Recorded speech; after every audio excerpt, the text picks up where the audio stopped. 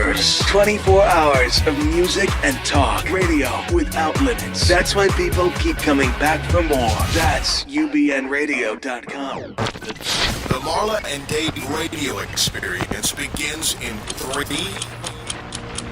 2, 1. Now, if you're ready, we will begin. Welcome to the Marla and Dave radio show.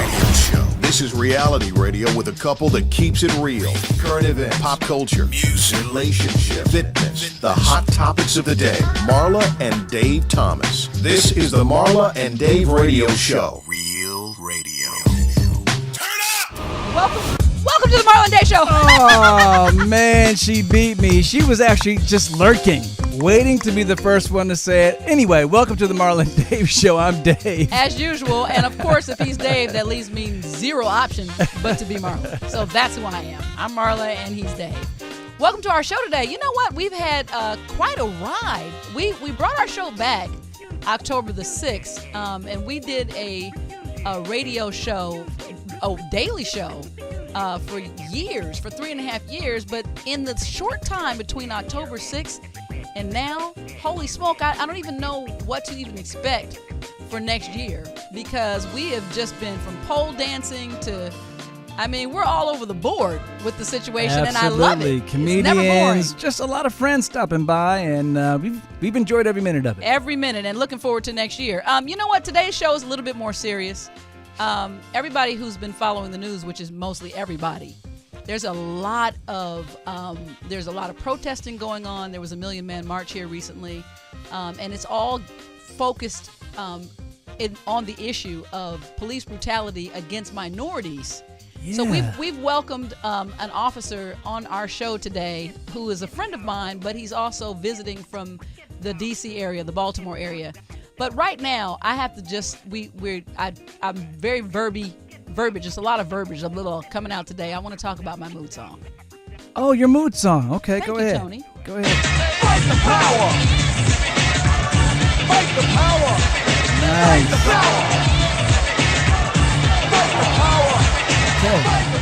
Okay, yeah, it's a lot of fight you got there. I was trying to think of something that was relatively militant, but not so angry. Oh, that's pretty angry. Anyway, Tony, hit me.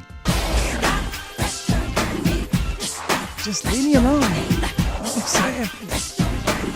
Up to here. Yeah, Dave, can I tell you something? Ah. Michael Jackson is not so aggressive when we talk about protests. The whole Michael Jackson thing makes it a little bit softer. That was a big dude. I'm sure he could hold his own. I'm just trying to say. Anyway, I want to remind you guys of the MAD monthly charity, the Minority AIDS Project. You can find that at www.minorityaidsproject.org or on our website, www.marlandave.com. And just remember, life to me is always better when we can help out and give to others. And so we truly do, from our hearts, support all charity efforts that are positive charity efforts. So please remember to take the time to give. Wow, our weekend recap. We had Christmas. Yeah, we had Christmas dinner. Can I ask you? To be more specific. Can I ask you a question? I got a couple of pieces of jewelry this year, and on one hand, I thought, oh, this is so lovely. On the other hand, when I realized that one is this little necklace you see me wearing here that has a K on it, and the other one is a white gold necklace that has an M on it. And I started to realize I think my family is setting me up for some kind of Alzheimer's. Like, I don't remember that my grandson's name is Cameron. Look at this diamond sticky note. I don't remember that my name is Marla. I'm not sure if these are like memory tools or these are just tokens of love. Well, you know what I like most about Christmas? This year, I've been on a diet lately because Marla said I was fat. Anyway, Christmas was one of the only days that I can actually eat real seasoned food. Wow. Why don't you take responsibility responsibility for putting your own self on a diet? Let's try that. Okay, think about that while we go to break. I actually was overweight, but at the same time, it was you who brought it to my attention. So, hey, thank you. I'm thanking you. You never look down? Okay, I'm thanking you. Here we go. Here's the... And wow. We had a mirror. Okay, before we go, let's say I want everybody to know we're turning a blind eye to what's happening right now in our country between the minority community, blacks in particular, and law enforcement is no longer possible. So regardless of your opinion or emotional investment regarding this issue, there are always two sides and perspectives to every story. And we're going to dig into that as soon as we come back. You're listening to the Marla and Dave radio show on the Universal Broadcast Network. Current events, pop culture, the hot topics of the day. It's time for Mad News on the Marla and Dave radio show. Ladies and gentlemen, Marla and Dave. Okay, I want to start off by saying, it's funny when I turn on my Yahoo and I see headline news, and I've always questioned, is someone's marriage and the ins and outs really news or your business? But these days we've made it that way. Chris Rock, unfortunately, is now getting a divorce from his wife Malak. And Malak. Yeah. Something like that. But the thing that's interesting is it's been 19 years, almost 2 decades. And so I guess my questions for you and I is, do you think that it's harder for people who are in the public eye? And so you can't just go through these transitions normally? Or do you think that it's just part of life and growing apart? Because people say to us all the time, what, 26 years? We're almost at 27. In Hollywood, or when there's entertainment involved, it's like dog years. I actually say that I've been divorced about 4 times. I just happen to have been remarried to the same woman every time. So I understand that, Dave. So at the We're end not of together right now. That's right. At the end of the day, as far as Hollywood is concerned, they had a really long run. 19 years, that's a long time for a Hollywood marriage, entertainment marriage. Well, there you have it. So if that's news, that's our mad news, that Chris Rock, unfortunately, sorry about that, bro. His marriage has come to an end. Here's the question. 323-284-7826. Are the recent police slangs all about an eye for an eye and a tooth for a tooth? Do you believe that it's justice? Call us up. Let's talk about it. We'll be right back. This ain't your mama's radio show. Can you handle the truth? Then get ready for a real radio experience. Ladies and gentlemen, Marla and Dave. So I mentioned that there's 2 sides to every story, and today we want to hear from the other side. We're going to talk to the man in blue. Every officer is trained to protect and serve. Here's some of the questions that we would like to talk to Daryl about today, or he can make me call him Officer Smith, but I don't really want to. I'm just going to call him Daryl. The question is simple. After all that, yeah. Serve whom? Who are you serving? Are white officers preying on unnamed or unarmed minority men? What are we missing about police protocol and tactics? Does the right to bear legal arms give police officers the license to execute anyone that they may fear? And is this a media-fueled problem? These are just a few of the questions we hope that you can answer for us today. So, you got all with that? no further ado, Sergeant Daryl Smith. Sergeant. That's clapping. You didn't know that you had your own audience. Wow. We flew him in from the Baltimore area just for you, buddy. And I'm Sergeant Smith with Baltimore City Police Department. I have served for over 20 years. And I just want to throw this one caveat out there, that I'm here representing my views, my personal views, and not that of the police department. There you go. Okay, we appreciate that. Now, Marla laid out a bunch of questions for you, Daryl. Yes, she did. Why don't you start with one of those if you can remember? Because I can barely remember any of those questions myself.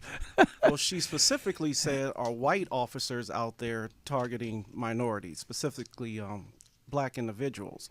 And I don't think that we should group it as white officers, black officers, Latino officers, or others. Let's group us all together, because we're all in law enforcement mm-hmm. to protect and serve. Having said that, sometimes, as we all know, the media likes to take 1 or 2 isolated incidents and flip it, spin it, and do whatever they can to sell a story. Okay, let me ask you a question. Let's take one particular story. Let's talk first about Eric Garner. So I'm going to say this, and I'm going to ask you actual tactical issues and questions. So you've been... Well, let's clarify. The Eric Garner is the New York case where the gentleman guy was choked. Yeah. And he said 12 times. He was saying, I couldn't breathe. I can't breathe. But, and I'm going to say this. I know my audience is going to get mad at me, but I'm going to say it anyway.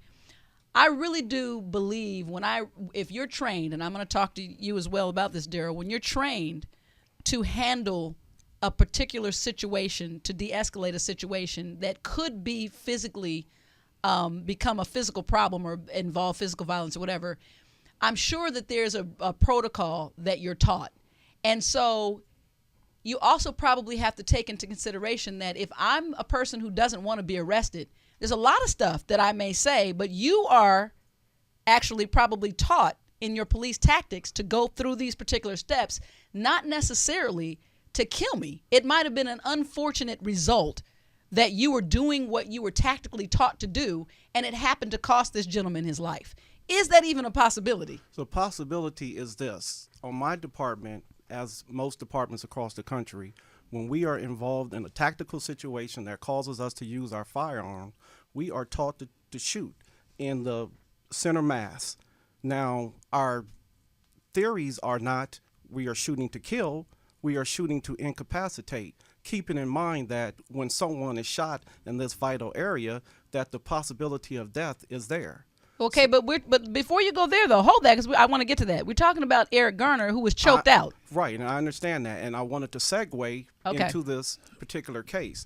There is no blueprint or a book that says in every situation, if you do this, or if the suspect or person out on the street does this, this is the way you react. And if you react this way, then the situation will turn out in a positive manner. And we understand it's a dynamic situation, so you can't predict what the perpetrator or the alleged perpetrator is going to do, nor can you predict if you have to escalate to force or even deadly force, how that's going to turn out. And I mean, I completely understand that. I'm going to flip the script a little bit. As an African-American man, not a policeman, not a sergeant, not Sergeant Smith, just plain old Daryl Smith, who we know from school.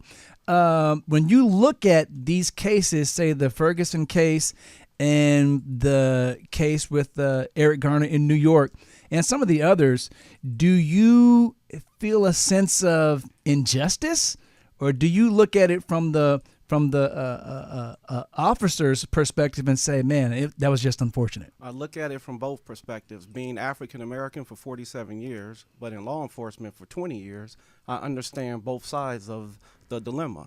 And the problem is this: when we're out on the streets and you're protecting and you're trying to do your job, it seems as if people want to have police, they want them in a corner over here, and they don't want to be seen. They just want you to take care of the quote-unquote bad guy.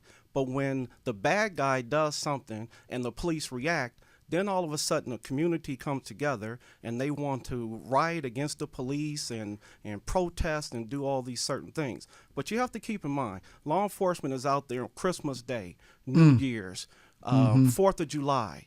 While you're sleeping in your bed, we are out there. We are protecting and serving to ensure that you can have this Marla and Dave show, because I assure you that there are bad guys out there on the streets right now. If the police were not out there, oh, this is Hollywood. They're pretty bad guys out there. that would come in here to inhibit you from doing this job. So let's keep that in mind. Did you know that I was a superhero? We'll talk about that after the show. Yeah, I can. In other words, yeah, you just never know. I could just jump up right now. This could become a cape. Yeah, anyway, I'm sure. But no, okay. So let's on it. And I like where you were going with that, Dave. I get that, but at the same time, how do we shift that focus? And so for you, as just again, let's just talk about you, the black man. You don't feel, are you connected to it differently because you happen to also be an officer, or do you see any injustice at all at the way some of these things are handled? For example, let's talk about the Mike Brown case. And I believe we spoke briefly, and you asked me about, did you read all the details of what happened? So Mike Brown is the Ferguson case. Ferguson, Missouri case. I don't understand how, if you're shooting somebody 10 times, like for example, if you, even in a dangerous situation, I'm an unarmed person, and you fire on me 10 times. It's not even that to me. That's beyond a force of, let me just stop you for a second.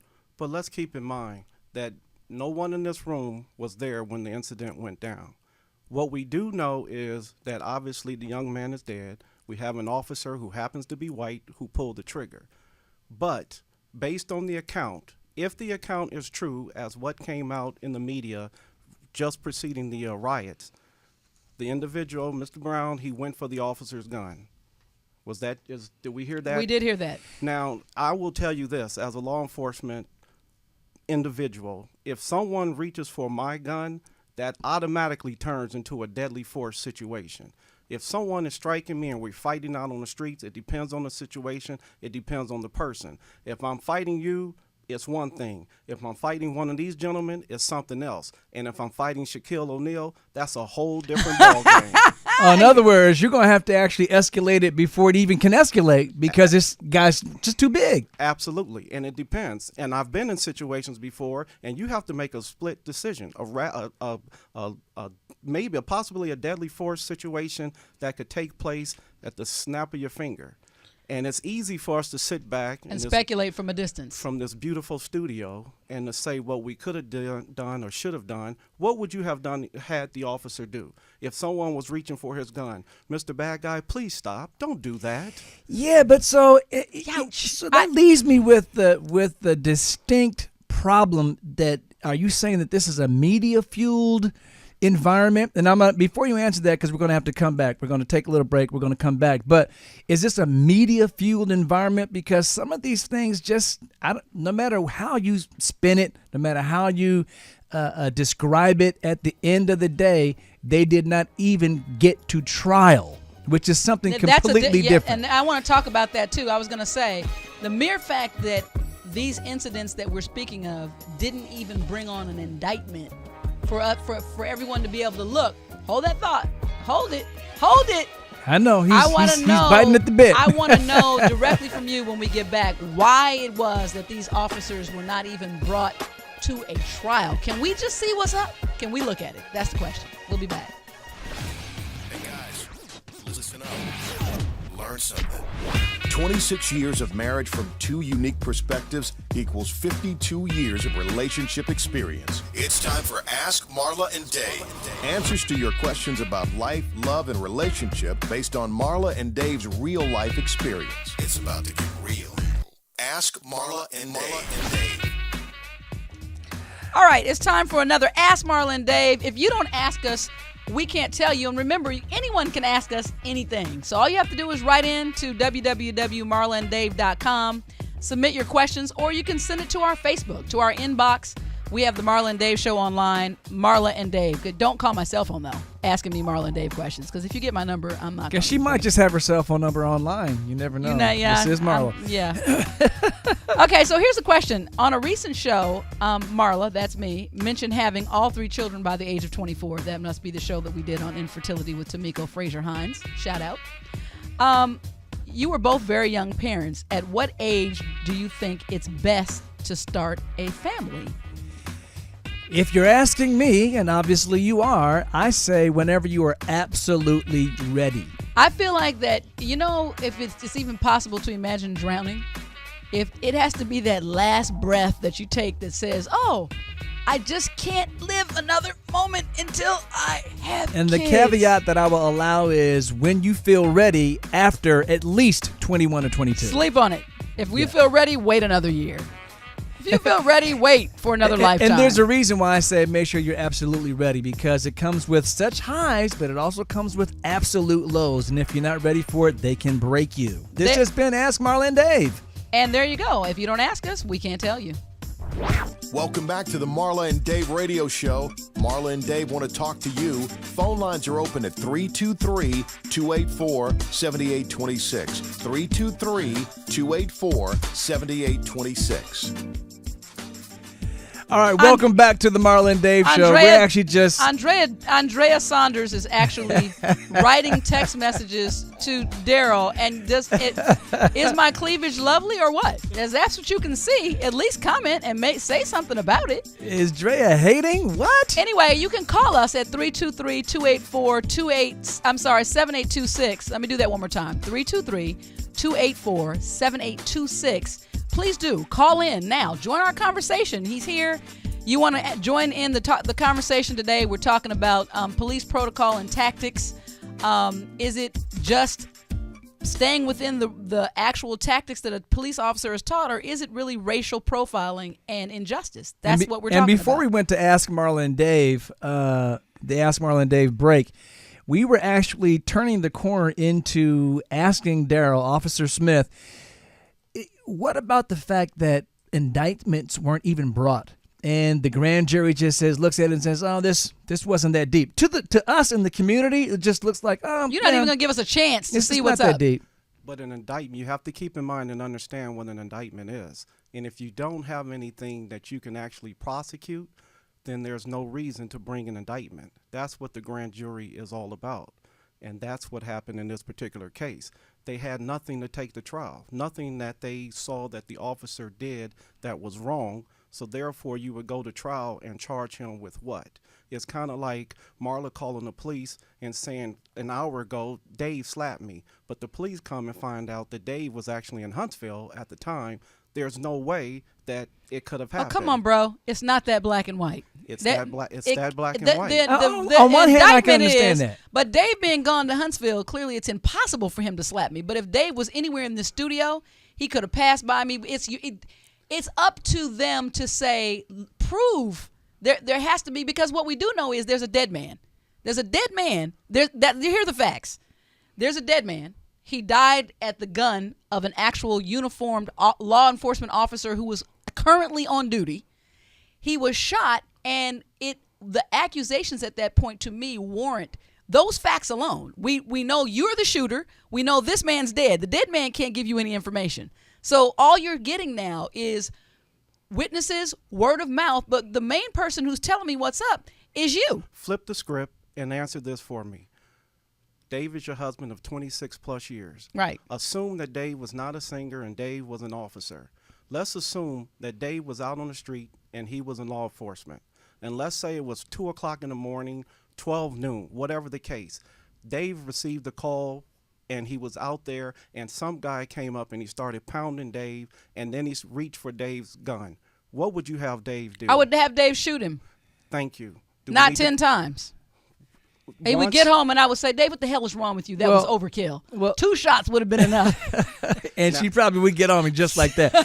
and this is something else that I want to bring out. You know what I think we need to riot about and something we need to protest about is the fact that there are more black men in in prison than there are in colleges and universities across the country. That's correct. Even though there are two sides of that, is that fair? Because do all the black men that are in prison, do they deserve to be there?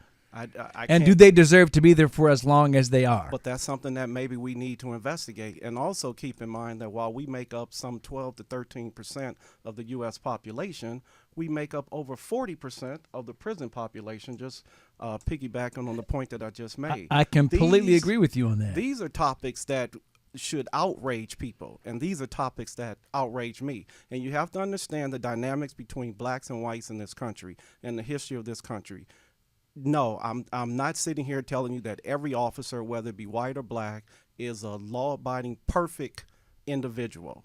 However, we have to keep in mind, and let's judge each individual action. I think the riot and everything that happened in Missouri was more about when we turn on the televisions and we saw Dr. King marching and they would let the police dogs out and the firefighters would spray water on the protesters and they would place people in jail and they wouldn't let us vote and they would hang black young men and do all sorts of evils that took place in this country. And sure, things happen to this day, but we shouldn't punish every white person because of all of that has taken place, the history of our country. Well, no, while I completely agree with you, let me jump back in because last week I didn't actually acknowledge any of the people in I was going to say the chat room. You're taking the words out of my mouth. But our friend Devonna actually is writing. She says she believes the prosecutor leads on the indictment / grand jury process. So that has nothing to do with the officer. But that's still, from a community perspective, it still feels like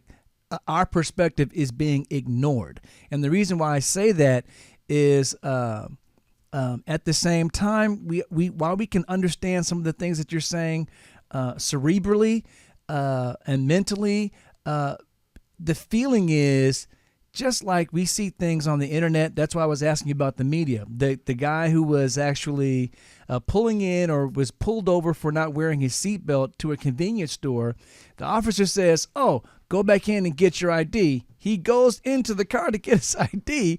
And the officer started shooting him. He smashed the window. Absolutely, and I have no excuse. I have no defense for something like that. But I want to back up to what Daryl was saying because listen to what he said though. Here's what this is random, but on the same note, I was actually having sushi, and I was sitting in Calabasas, and she was shot. Dave, I hate to make do not minimize. A joke about stuff I like I couldn't help it. I would like everybody to know right now that my views and opinions are not connected in any way to David Reginald Thomas on this show. Oh, I'm just playing. Anyway, I was having sushi, and we were sitting in Calabasas, which I call Calabasas. And for those of you who don't know anything about L.A., it's one of the posh areas in L.A. where the Kardashians live. A lot of celebrities live. It's a very wealthy area. And some people were sitting there to me. They were talking about a racial issue, and they said, oh, because I said, don't worry about it. I call it Calabasas. They started naming the actual black families in the whole city of Calabasas, and I said, stop. After the third one, they were like, do you know? I said, stop. The mere fact that we can sit here and count, and we all know the same 8 people, tells you that there's a different issue. There's a yeah, but you know that speaks to Daryl, because what I'm saying is we're talking about isolated incidents. He's talking about droves of black on black, minority on minority crime that are nameless in the droves. I think what's the every so many minutes there's someone shot and killed by gunfire, a black on black crime. So what I'm saying is we can't even name all those people. But we're sitting here talking about Eric Garner. We're talking about Mike Brown. We can talk about Trayvon Martin. We're naming. We're still on a finger. We're still on a hand. At the same time, let's ask Daryl this question. At the same time that we talk about possible injustices by those in law enforcement, how actually stressful is it out there on the beat? So if you're working, are you actually afraid for your life every time you walk out of the station? You don't think about it like that, but at the end of the day, when you sit back and you have conversations like this and you reflect on some of the incidents that you've been through, then you say, wow, that actually I could have died. Because I tell Marla all the time, I would be afraid to be a policeman, only because because you hate teenagers. Teenagers nowadays don't seem to have any respect, and they're almost daring you to actually escalate the situation. Dave, you would be slapping kids and then daring them and then shooting them. It's sad for you. I would ask for like some type of rubber mark, something that doesn't leave a mark, so I could just walk and be like, "Pap! You talking to me? Smack!" And you know, just to I wanted to bring this point up. I took a couple of people from my area back home to do a ride along. That's when they get in a patrol car with me and they ride through part of the beat, so to speak. And I said, I want you to see this. And I took them to a white area of the community. And the kids ran up to the car, hey, officer, how are you? And talking and smiling. And I said, watch this. And we drove to, quote unquote, to the black neighborhood. And I drove up on the corner, and there was 3 guys. And they scattered. And they just stood up, and they just looked at me. And I just said, hey, what's up, guys? And they didn't say anything. I said, how's everybody doing? And they just said, fine. I said, what's wrong? They said, we're used to the police coming and telling us to get on the ground or do X, Y, and Z. But then on the flip side of that, in their community, that particular community, not all black communities, let's understand that particular community, there's been drug dealing, gun violence, things of that nature. So that answered your question right there, Daryl. So basically what we're going to go out is understanding that there is a reason that the black minority community fears the police. We'll be back in a minute. Hold that thought. It's time for the Marla and Dave Doghouse. Marla has something that should put Dave in the doghouse. Dave has something that should put Marla in the doghouse. You decide who gets a biscuit and who gets busted and ends up in the doghouse. All right, this is the doghouse, and as you heard, one of us is going to get a biscuit, and one of us is going to actually spend the week. And I'm going to insist that Daryl use brute force to vote for me. So, because I have an officer here, and you didn't go to school with him, I did. So therefore, no, stop it, Daryl. Don't do the man thing right now. This is about our longevity as high school kids together. What? Anyway. Here's why you're in the doghouse this time, Dave. Because you know what? For years, I have to be honest, he is probably one of the most chivalrous men on the planet. But he had a brain fart. And Dave, we were doing the diet thing, and Dave actually, I would call him up. Hey, Dave, what's up, big boy? What's up, boo? I'm at Starbucks. Can I get you something? Always. He walks in the door. He'd been to the Coffee Bean, and he came in sipping on his little drink like this. I said, Dave, did you ask me if I forgot. You want me to go back? I'm like, dude, forget it now. Well, that's why Marla thinks I belong in the doghouse. This is going to be a very rare moment when I agree. I'm going to walk into the doghouse on my own because it's been indicative of sort of where I am lately, and I haven't been actually the best communicator. And that's a good... David, what the hell? That's something that's necessary for a good relationship. What? So I'm going to actually say, Marla, I apologize. I'm going in the doghouse, and I hope to be a better communicator in 2015. Dave, let me push you in the doghouse. You don't just get in the doghouse on your own. You want an extra biscuit? You get an extra biscuit. I hate All this. right. Anyway, this has been the doghouse, and I will spend the week there. Hopefully, I'll be out next week. What's the action? You'll laugh. You'll learn. You'll learn. You'll get mad. Shut up. You'll get happy. But you won't be bored. This is the Marla and Dave radio show on the Universal Broadcast Network. All right, don't forget to stop by our Facebook page and check out the Mad Selfie Survey videos that Marla does. She's very funny, and the questions are very insane, and the answers will shock you. I will say this, too. I'm going to make an announcement. You must tune in next week. It's going to be, for the first time ever in the history of the Marla and Dave show, there will be one selfie survey that I will play here via video live. I will not post it on Facebook because the content is totally inappropriate, and I'm going to give you a warning as to when this will be played, and you can get your children away from the Marla and Dave show at an exact moment. It'll be like a clock, like the Michael Jackson video. We all waited for it, and then it hit, and we got to see it. So I'm going to give you that precursor right now and let you know that there's going to be a very racy Marla and Dave are mad selfie. Marla will be naked. Anyway, I'm joking. I've also started putting the selfie problems. surveys on the website, www.marlandave.com. As we said earlier, we're here with Officer Daryl Smith. Sergeant. Sergeant, excuse me. So is there a difference between officer and sergeant, or is that just like...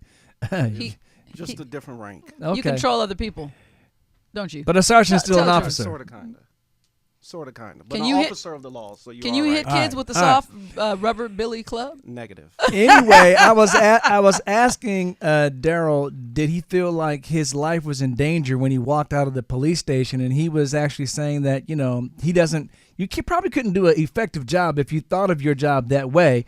But it still seems to me that when I look on the internet and I see a white guy in the country with the pickup truck. Sorry, Tony. And he's had a little bit too much to drink, and he's firing a weapon. Pow, pow, pow. And he's mad at somebody, and the cops are called, and they're like, "Sir, please put the gun down. Please put the gun down." And he's like, F you, get out of my face. He's firing the gun, and they're dealing with him very cordially, and they have a lot of patience, and yet... Just like you said, when you drove, doing the ride along, and you drove into the hood, so to speak, and the guys were like, "Well, we're used to, the police coming in our neighborhood," and before they even know what's going on, they say, "Get on the ground." Can I do something right quick? Let me just do this. Or I could be reaching into my car to literally follow your instructions, and I get shot anyway. Okay, hold on. So it's the very hint that I could possibly have a weapon 50 miles away that creates, a situation that might be dangerous for the officer. But then the other guy, you see I wish I can pull it up. The guy's just shooting his gun, and the police officer's like, "Sir, please put the gun down." What? Okay, stop. Tony, can you turn your mic on? I can't. Pretty please. I got to go here today. So yeah. Okay. So Tony is our esteemed and beloved producer and really engineer, owner. And he's the owner of UBN. So We're Tony, lucky. but in this case, he's just Tony White Man. So Tony, From the country. Tony, have you ever in the past done anything that would be considered lawless, like drunk at a bar, or have you ever? No. Okay. But I gave an example the other day on my show that what I know if I would have done it, an African American or black guy would have not done it. When I was in Kansas City, I was driving down the street, just kind of in my own little world. I looked up, the light was green. When I turned away, it turned yellow and went red. I hear this screech of a car stopping.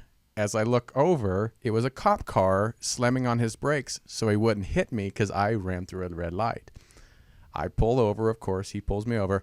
He's yelling and screaming, cussing at me, and I usually don't get mad, and I said, stop yelling. I started yelling back. I said, stop yelling. He calmed down and says, I'm sorry. I didn't mean to yell at you. Wow. I guarantee you, if it was a black man, they wouldn't have done it. The black man would have immediately jumped out of his car and he would have been T-boned. Yeah. So his car would have been T-boned anyway. Here he is. Let's get him. Well, no, and that kind of speaks to a point. I'm glad that you did that, though. I had to, because in reality, our experiences really aren't the same. And really what I wanted to ask him is, did you grow up with any type of fear for law enforcement? Well, I grew up in a town of 250 people. So everybody in my town, my county, knew everybody. So when Dave the sheriff would probably just spank you when you were little. You were a teenager. When you said that, when you said that, Dave, about somebody shooting a gun, we have had people do that. Actually, they get drunk, and the people would come and they would arrest the guy. They wouldn't shoot him because everybody knew each other. Right. And my grandson, and they know he's just having a bad day. Yeah, and hey, Bob, calm down, and okay, But yeah, my grandson's 4, and clearly he's African American descent. And he already is Michi. It's the police. You better not. They're gonna kill you. I'm like, what? That's because you're teaching them that. Okay. Actually, we are not teaching him that. We are his grandparents, and we told him the police love you, except for Sergeant Smith. You're fine. If you see Sergeant Smith, run. No, we're just joking. But I say all that, and I'm glad that you asked Tony to actually chime in on that because, to be fair, it was in the country. And the only reason why that video was allowed to be put on the internet is because this is another issue that I want to get into during this segment, is that there was a video recorder in the police car. And so all of this interaction was filmed. And just like we saw the Mike Brown situation that wasn't filmed, but we saw the footage of the Eric Garner. And to me, if things are so, whether or not there's enough to bring to trial, there is a dead man, someone killed him. And at the end of the day, in New York, for the Eric Garner case, it's illegal to put him in a chokehold. Clearly he was in a chokehold and he's dead. So that's not enough. And I know that's not your area. But no, hold you're on. That part of the legal system is not where you operate. But doesn't that seem a little strange to you? I was just going to be his partner all of a sudden. I was going to answer like he and I ride the beat together. You go, Daryl, go. All right, you guys get in the ride along and explain. Well, obviously, I can understand your concerns that, yes, we have a dead guy. Yes, the police may have put him in a chokehold. Mm-hmm. May have. And death was the result of that. But we don't know everything that transpired prior to the police arriving there, when the police were there. We don't know if the young man had a pre-existing health condition. Well, he did have a pre-existing health condition. And see, all of these things and the stressful situation, the stressful nature of the situation, all of that in its totality probably contributed to his death. Now, you have to keep this in mind. If you're telling somebody, put your hands behind your back, or let's do this, do that, or whatever, and you're giving out orders, and somebody's like, no, I'm not doing that. I'm not. What do you want the police to do? If somebody comes to your house right now, and your children are there, and they're getting ready to break into your house, and you call the police, what do you want the police to do? To protect your children by any means necessary. There's no ifs, ands, or buts about it. Now, in this particular case, because we see it on the video, yes, the police put him in a chokehold, and individual death was the result. Now, do we know for certain that it was the chokehold that caused the death? Yes, we know that at this point. Well, whether we know all that or not, we see on the video the chokehold. The chokehold is illegal.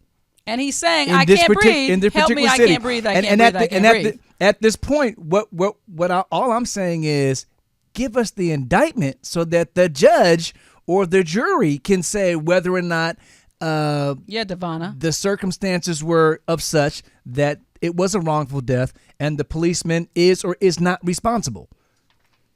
I'm not saying convict the policeman on the spot. I'm saying give us the chance to get all the facts on the table, because outside of that, what it seems like to those of us in the community is that the police are becoming infallible. But see this, and I'm not trying to flip the script, because I don't have an answer for you. Okay. And I understand your concern. But this year in Baltimore City alone, we have over 200 homicides. Most of the homicides, and I'm going to just go out on a limb here and say 90% of the homicides are black men killing other black men. Mm-hmm. We need to protest this.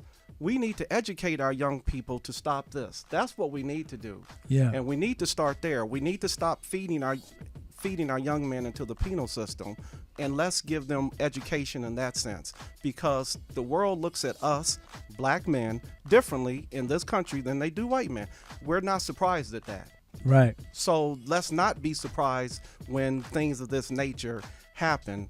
Let's educate ourselves, educate our community, and move on from there. And we definitely appreciate that. And we'll have more with Officer Daryl Smith when we come back.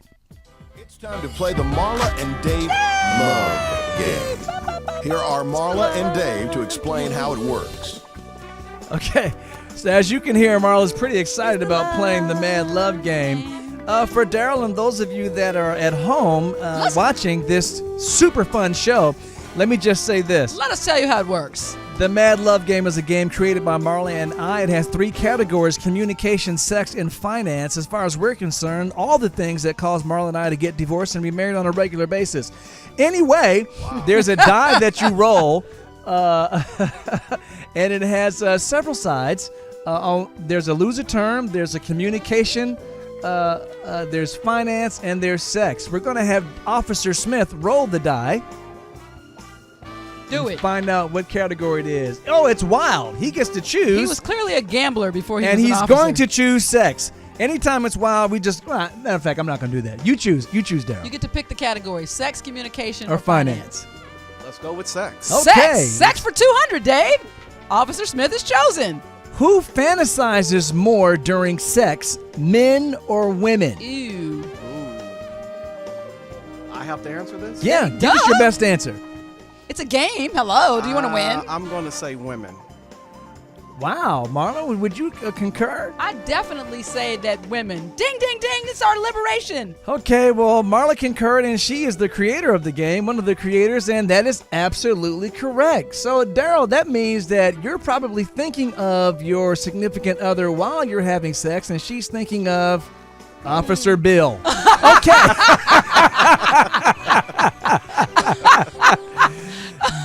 Officer Denzel. Thank you, Dave. Now Anyway. Officer Smith is quitting his job when he goes home. Bill was his best friend. I'm just joking. Part of the game that makes it so fun to play with your friends is there's always a question for further discussion, and this is where things get pretty rowdy. The further discussion point this time, the question is, what do you think is the most common thing to fantasize about in bed? Or period, to fantasize about. Celebrities. Other celebrities? Penises. Oh, man. Can we say penis? Can we say multiple women? Oh, yeah. Officer Smith has a dark side. Gonna have to rush this man to church. You have one option, young ladies. You can either walk into this building with me, or no, I'm just joking. That's a good one. I think I would fantasize about that too. Dave, what's your fantasy? Do you have What's one? my fantasy? Man, fantasies have almost been beat out of me, Marla. But anyway, yeah, I say multiple women as well. Anyway, thanks for playing the Mad Love Game. You can actually purchase it right there at the store at www.marlanddave.com. Back to the show. David is a thinker. I never do anything without thinking about it first. Marla is a feeler. I basically wear my personality on my sleeve. But when Marla and Dave get together, it's like a match dancing with a firecracker. This is the Marla and Dave radio show on the Universal Broadcast Network. All right, we crack a lot of jokes and we keep it fun around here at the Marla and Dave show, but this is a very serious, Poll question? Oh yeah, sorry. I don't think it is. Marla, I don't think this. I was jumping right ahead. Dave is watching his clock, but That's not right. his actual show format. So That here is we're going so to do the correct. mad poll question. I'm so sorry. Last week, the poll question that we asked is simply this. Which sexual act is more intimate? Oral sex or intercourse? Now, this question took me through a lot of travels. One of them was Layla Hathaway's birthday party, where there's a lot of artists that gave me some very interesting perspectives and answers, as well as several people on the street. But what we want to know right now is, Dave, what is the actual result? Well, 28% of those who answered the poll question said that oral sex is a little bit more intimate. So the majority says intercourse is more intimate than oral sex. So it's not put your money where your mouth is? No, I don't think so. It's a hole in one. It's a hole in one. Okay. Well, next week, the poll question that's going to be right there on the Marla and Dave website, www.marlaanddave.com, is as follows. Have women today traded in their self-respect for sexual freedom? Yes, hashtag sexual sellouts. Selling out. Or no. Hashtag no. No. Okay. And always remember, the mad match is so fun. Is he or she the one? That's what we want to ask you. And Marla and Dave say, who cares? And before we even get to that, what do you think, Daryl? The sexual act, which is more intimate? Put your money in your you get to vote. We'll let you vote first. I'm already in trouble. You tricked me into saying multiple women. My wife is listening to the show, so I'm just going to... We forced him. His arm is behind his back. Not really. And Mrs. Smith, don't be mad. We all men think that way. Sorry. It's just part of our minds. I'll just say the hole in one. Hole in one. You really want to answer missionary? I'm leaving it at that. Good answer. All right, mad match. Get the mad match where Marla and I want to send you out on a fun date. You have some great food, great conversation, and we ask the question with the limo. And we just drive you all around. You can have all the fun you could possibly imagine. And we ask, is he or she the one? And what's our answer, Marla? Who cares? Who cares? Have some fun on us. Anyway, back to the show. So, can you handle the truth? This is modern American dialogue in a mad world from two unique, fresh, transparent perspectives. This is the Marla and Dave radio show. I'd like to ask this as we come to a close. Is there any part of what's going on right now that has you personally, as our friend and as an officer of the law, afraid? Because now officers are being targeted randomly and shot and killed. Do you fear for your life in this particular climate? I do not necessarily fear for my life in this particular climate. However, you think about it in the back of your mind. You have to be conscious of where you are and who knows that you're law enforcement, whether you're on duty or off. And I really think about it more when I'm off duty, because I feel more of a target then, believe it or not. Right. Now, I'm usually the kind of guy who looks for solutions. Do you think that cameras, body cameras worn by the officers, and also cameras in the cop car, the police car, I should say, would that be sort of a one step toward the solution? I think it may help. I don't know if it's the panacea that we're looking for. Yeah. But I think it may help. And I have one other question. In situations where it seems like, again, law enforcement has kind of just become infallible, and whatever the officer says, that's what we go with. Do you think that it should be more of a, maybe the answer should be, in an African-American community, why can't we have an African-American police officer? Absolutely. Because you'd be more understanding of, you really want to go back to segregation, Dave? No, I'm asking Daryl what he thinks. No. You just, I think that the dynamics of the police department should reflect the community, at least in some respect, and you have to understand the community in which you're dealing with. The way you patrol in Baltimore City is not the same way that you would patrol in Beverly Blacklist. Hills. That's right. In Cala Blacklist. That's true. You patrol differently. And so you just have to keep that in mind, and each officer has to be educated and understand that dynamic. Well, thank you so much. It's your information has been priceless and awesome, and we're so glad that you took the time to join us.